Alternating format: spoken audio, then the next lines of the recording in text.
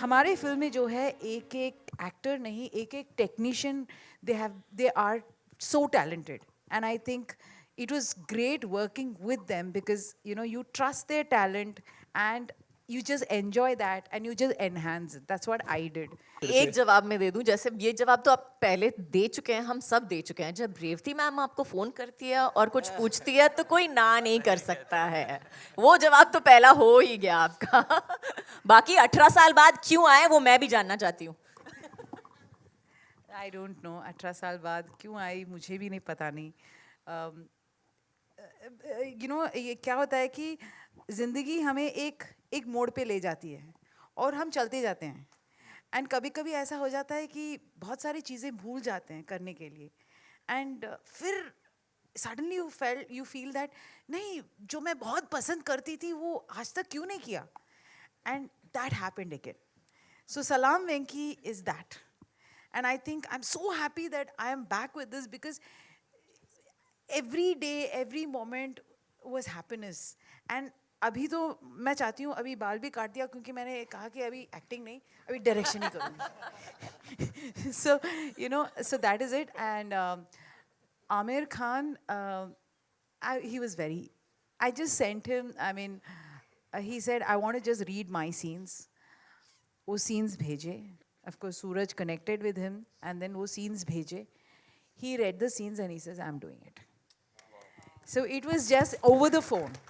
फिर हमने फिल्म की नरेशन की because I think it is written so well, thanks to Samiran Kausar. It's written beautifully. So उन्होंने कहा कि एक भी शब्द नहीं बदलूंगा, ऐसे ही करूँगा. अभी BTS में दिखेगा आपको एग्जैक्टली मेरा रिएक्शन क्या था जब मैं आई थिंक पहले 5-10 मिनट के लिए तो मैंने कुछ बोला ही नहीं.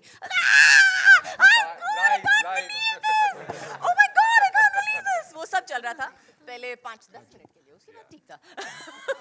फिर उसके बाद नॉन स्टॉप उन्होंने बात की.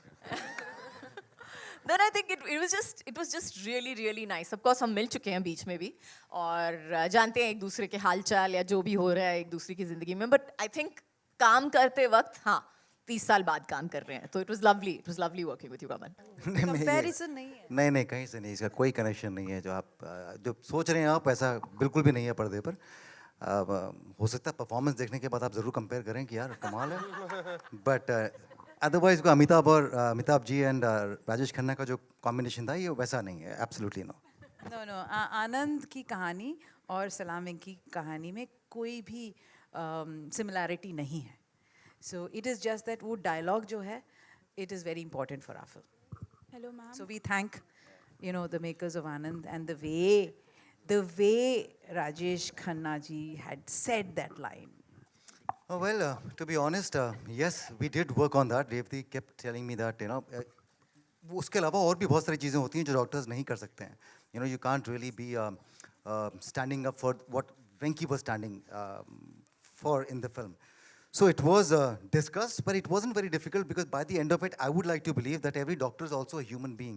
You meet a character as heroic as Venki in your life, तो आपके emotions आप कितना भी कर लें आप, it will reflect somewhere. But it was definitely muted. It was not that कि मैं सुजाता की तरह से मैं भी I am also crying, but no, the fact is that actually Venki touched everyone's life. So this is what the film is all about. Subscribe to Midday India. Get direct notifications on all our videos by clicking on the bell icon.